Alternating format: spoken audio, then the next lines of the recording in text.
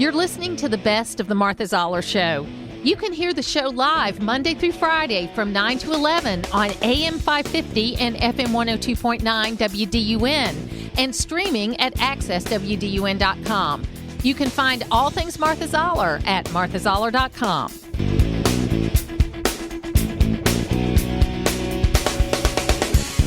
The future of the country's most commonly used abortion medication will continue to be debated this week after two federal judges give conflicting rulings. On Friday, a judge in Texas ordered a hold on the FDA's longtime approval of mifepristone. He claims it's not safe and says the FDA didn't study it enough. Minutes later, a judge in Washington state ruled access to the drug should remain the same. The federal government has appealed the Texas ruling.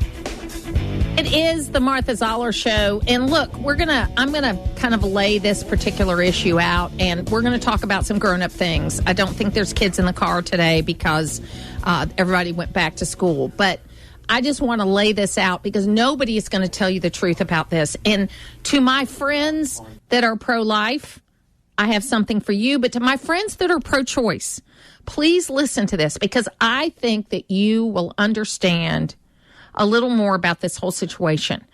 Since Roe v. Wade's been overturned, everybody wants to make every abortion issue just about whether there's access to abortion or not.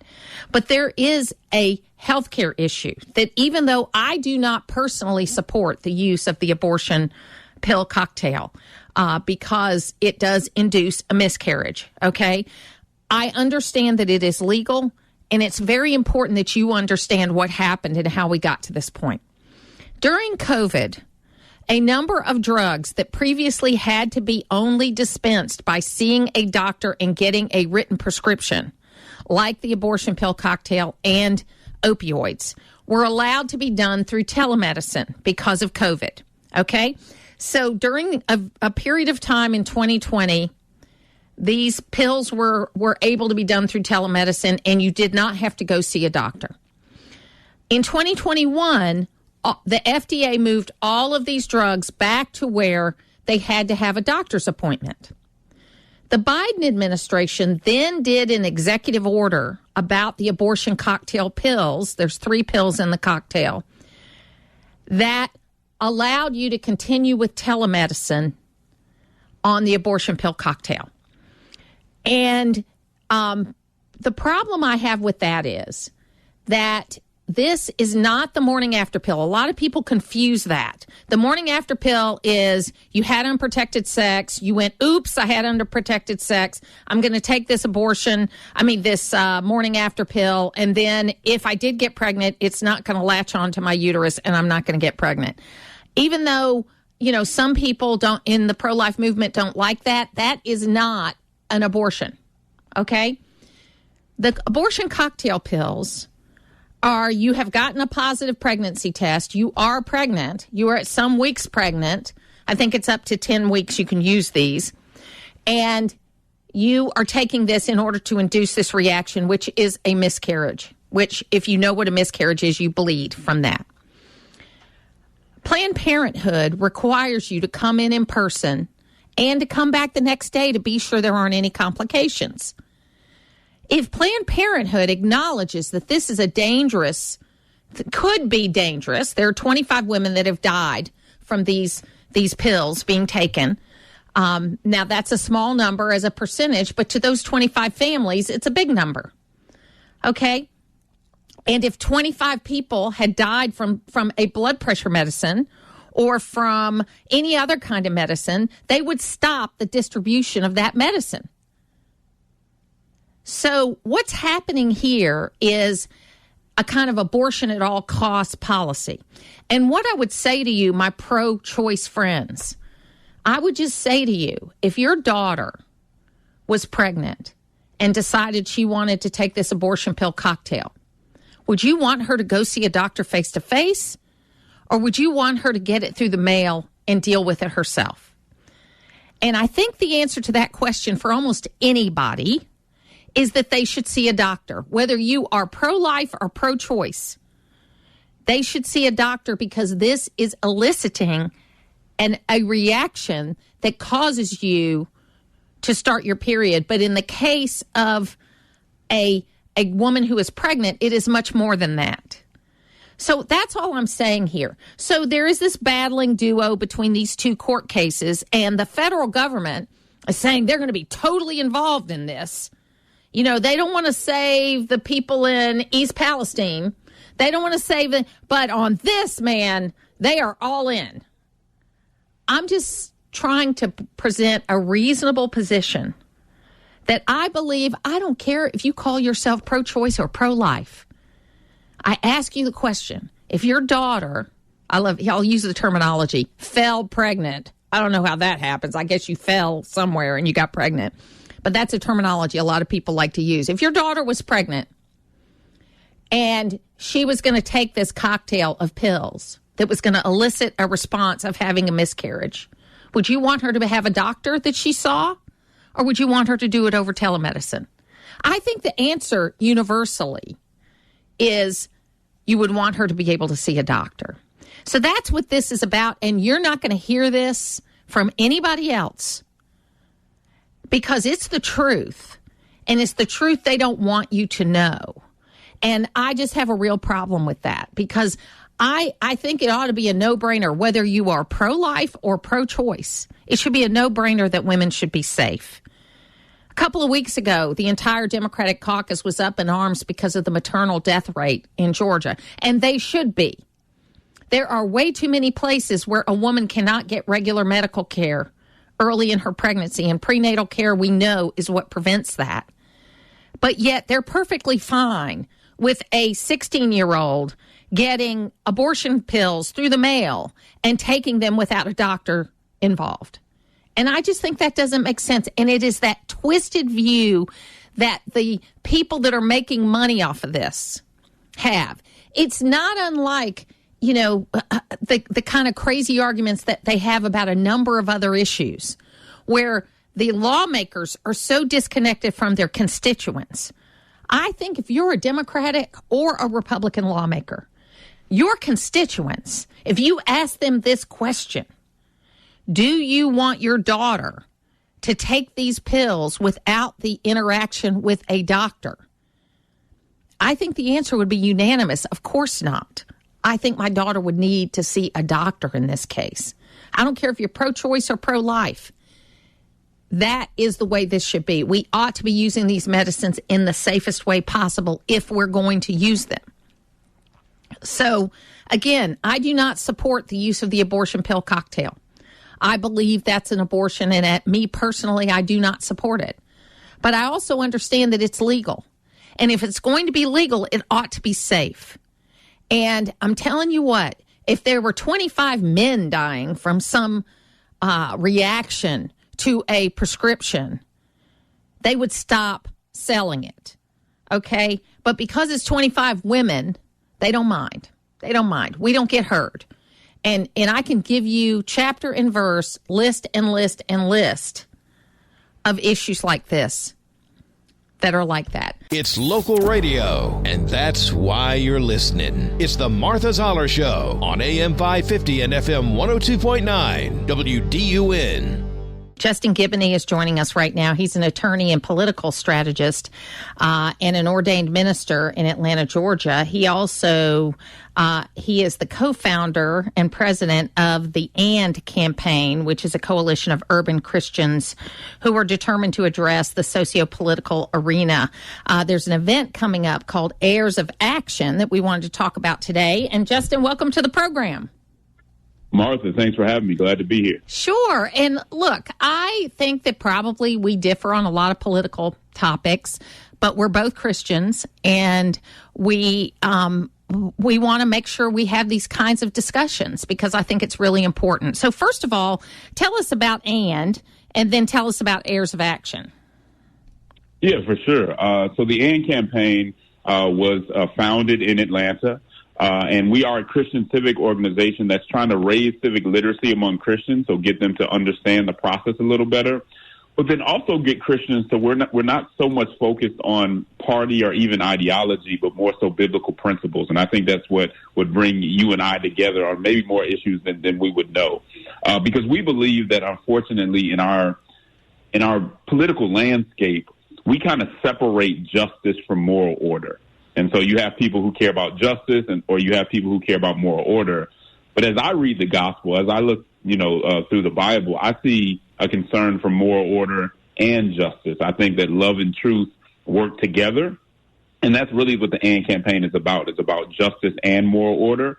It's about love and truth and compassion and conviction. And we think that's a more faithful public witness than us being hyper-conservative or hyper-progressive. And then as far as this event goes, what we're trying to do on Thursday is we're bringing Black Christian leaders from all over the country together. Folks like Bishop Claude Alexander, Benjamin Watson, who was a former NFL football player, are all coming together to kind of endorse our movement. And so it's going to be a really good moment. We want people to understand that although a lot of African Americans and most African Americans are Democrats, don't assume that we agree with progressives on a lot of social issues. That's not the case. But we think it is incumbent upon us now to speak up on those issues where we disagree with the left or the right, because we do have a unique witness that needs to be heard. Oh, there's no doubt about that. Many years ago, I was able to do a number of interviews on these issues, and it is not as black and white, if you will, as people would like it to be, right? Because you have these issues where, yes, most African Americans vote Democrat. But if you dig down in the issues, there are a lot of issues that people like me who are conservative and are traditional in values, we think the same way about this. And I think that too many times, what did Joe Lowry often say is that the Democrats take us for granted and the Republicans take us, is what he would say. Right. And I think there's a lot of important things. You see this in the Hispanic community, too, where you find that they're socially conservative, they're traditional family values, those kinds of things. But they do have some issues either related to social justice or any of those kinds of issues. And I think that sometimes terminology has been sort of used against us, right? Because who doesn't want justice? Who doesn't want people to be able to be treated fairly? But we've weaponized the language. That's so true. I mean, there's so many different things that become divisive. A lot of that does have to do with language. And so I think one of the things that we have to do is sit down and have relationships so that we can see what each other mean outside of, our definitions that may differ. I mean, a lot of this is about having relationships, but I do think that the way that the public square is set up, it almost makes it so that Christians communicate through other people rather than to each other. And we're hoping that we can get to a place to say, okay, we're not going to agree on everything, just like you noted, Martha, but at least we can talk to each other rather than having interpreters that may not have an interest in us saying eye to eye on anything, right? Oh, there's no doubt about that. I think the biggest problem that we have is that, and maybe you'll think I'm being unfair about this, and if I am, Justin, just please tell me. But I think there's a lot of groups out there that say they're for something, but they really don't want to solve it. And it happens on the left and the right, okay? They don't really want to solve the problem because they're making money off of it. And if you solve the problem and the group goes away, then there are people that aren't going to make money off of it anymore.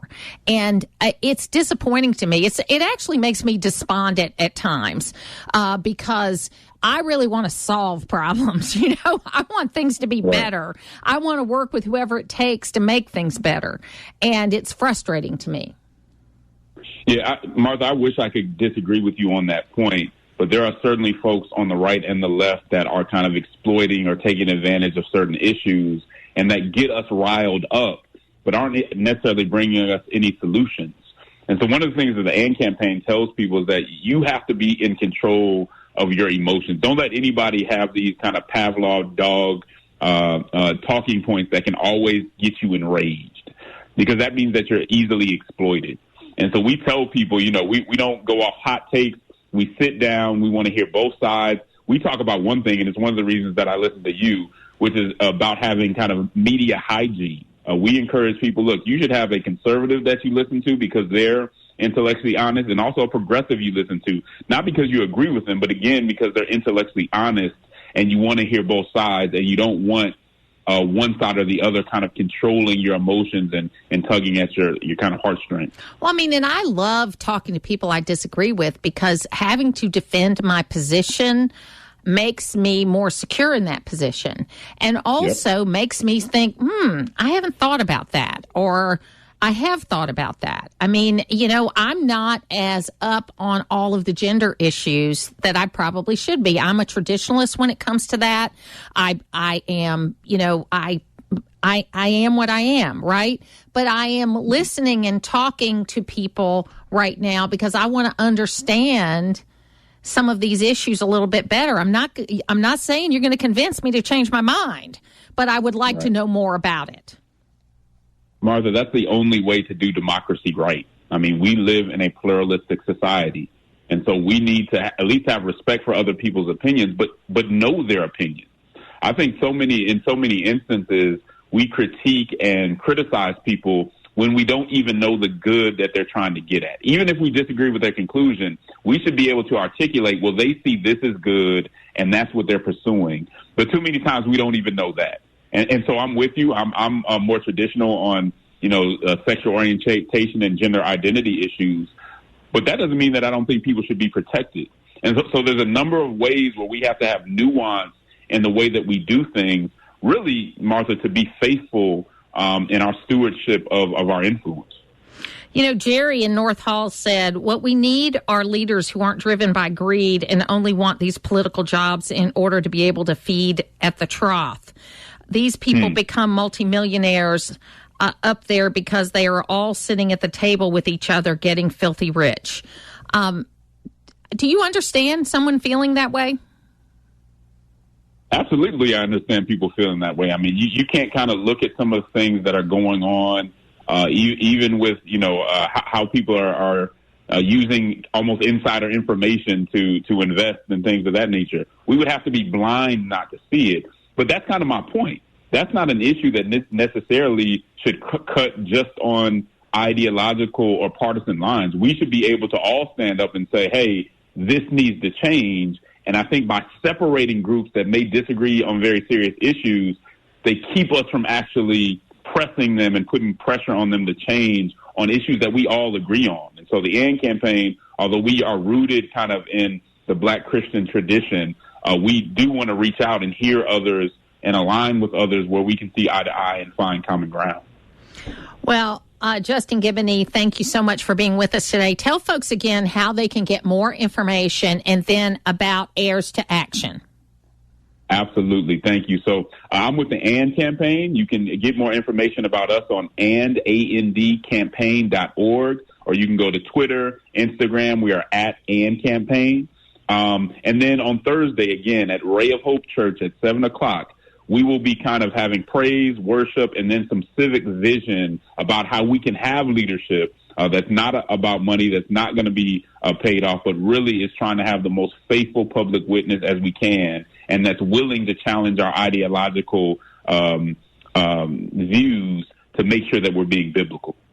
Absolutely. Well, I wish you the best on that. I'm going to be out of town, so I won't be able to attend, but thank you for calling in today, and I look forward to talking with you again. Thank you, Martha, for sure. Putting the talk in news talk. It's the Martha Zoller Show on AM 550 and FM 102.9 WDUN. Welcome back to the Martha Zoller Show. We are here talking with Commissioner Russell McMurry of the Georgia Department of Transportation. And Russell, before you got on the air, we were just talking about the fact we have known each other a very long time. Welcome. Well, thank you, Martha. Yes, we have, and always talking about transportation and the great things going on in Georgia, so it's great to be with you. And you're going to be in Gainesville later today. Tell us about that. Yes, I am. I'm speaking at this annual tradition of a transportation forum that the Gainesville Hall Chamber of Commerce puts on every year, and it's really a pleasure, one, to be in my home county to talk about all the things going on in transportation here in Gainesville and Hall County, so I look forward to that opportunity. And wow, there's a lot going on, so we have a lot to talk about today. Absolutely. Look, I wanted to have you on today because we've been getting a lot of questions about weight and roads. And it came up first because of additional weight being talked about added to truckloads. in the legislature, and I don't believe that ultimately passed, but I'm sure the conversation is not going to go away. And then we got a number of questions from listeners related to electric vehicles, because the battery in electric vehicles are so much heavier, makes the car so much heavier than what a traditional automobile is. So first, I wanted to talk about loads and how heavier trucks affect roads and what we're doing to plan for that.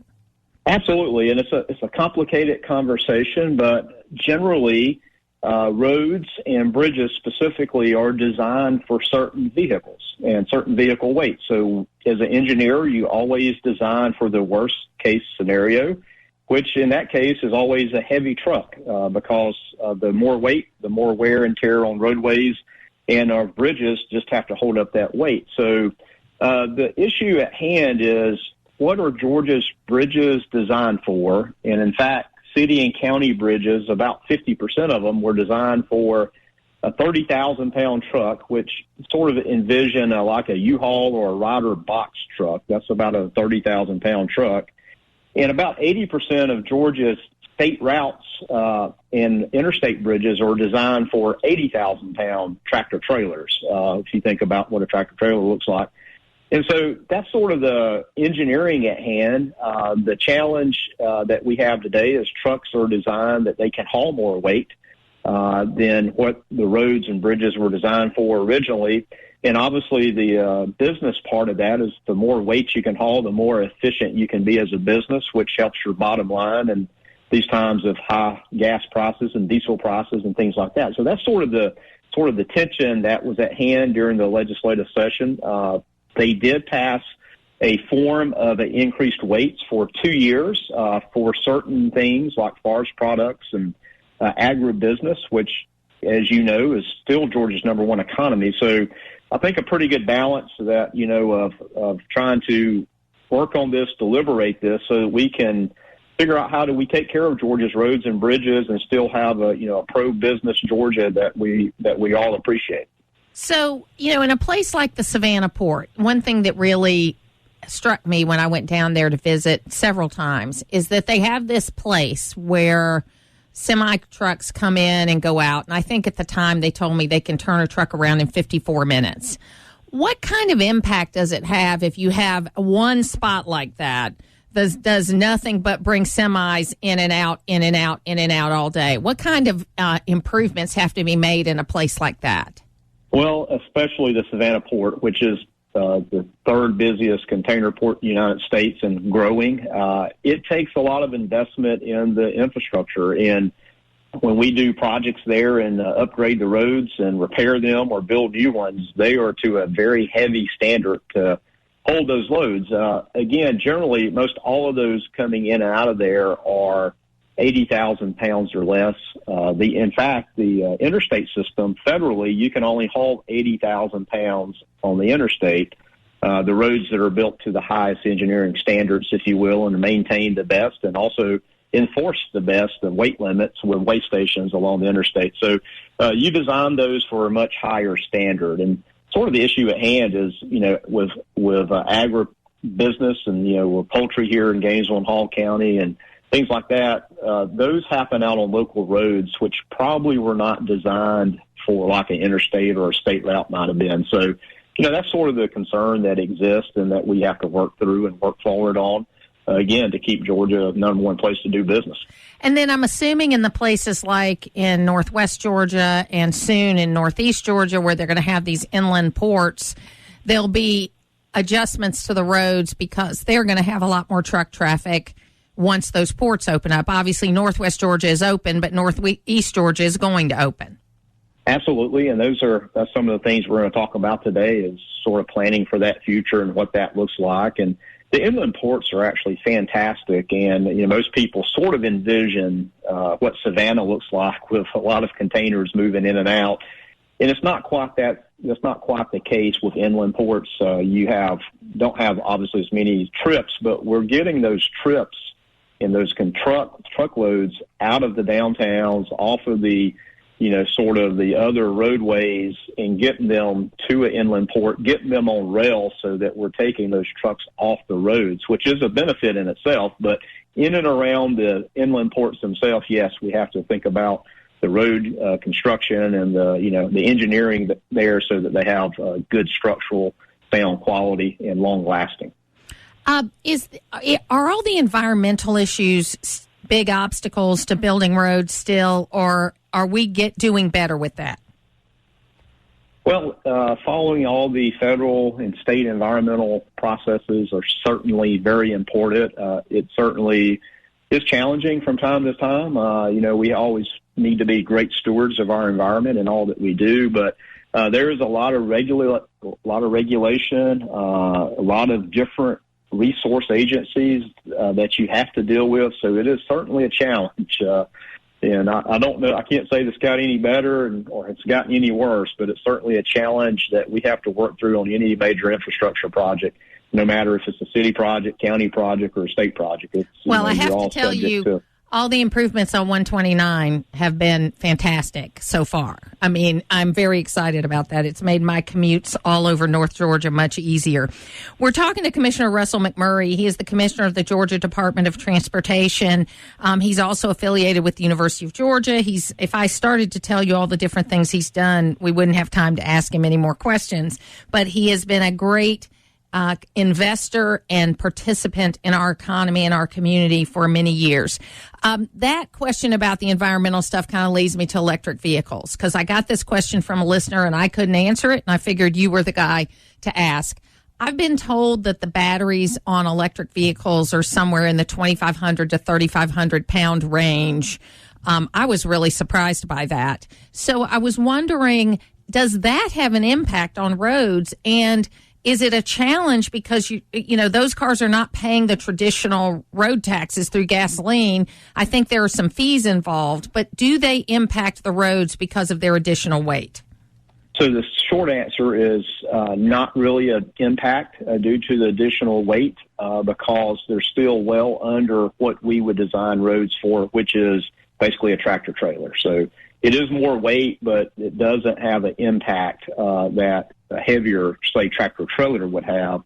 EVs traditionally are a little heavier than the internal combustion engine, maybe up to 33% heavier. But again, it's less than the limits of what we actually design roads for state highways and interstates. Now, that may have a different impact on a local road that may have just been an unimproved road that just got a small thin layer of asphalt on it. So it could have some impact there. But generally for the state highway system, interstate system, it's negligible. Well, that's good to hear because it is something people are encouraging. I mean, I'll be honest with you, our next car, we're probably going to look at a hybrid because we still live in a rural area where, sometimes I have range insecurity on that kind of thing. So I want to be sure that I don't get stuck somewhere. So I think a hybrid is the way to go. I don't know if you remember, but my son, who's a mechanical engineer back in 2008, he converted a diesel Rabbit to vegetable oil because if gas prices were about $4 a gallon back then, and he drove that car for many years, but he could go 1,900 miles between the diesel and the oil on one tank. So it was a fun project for the time that it lasted.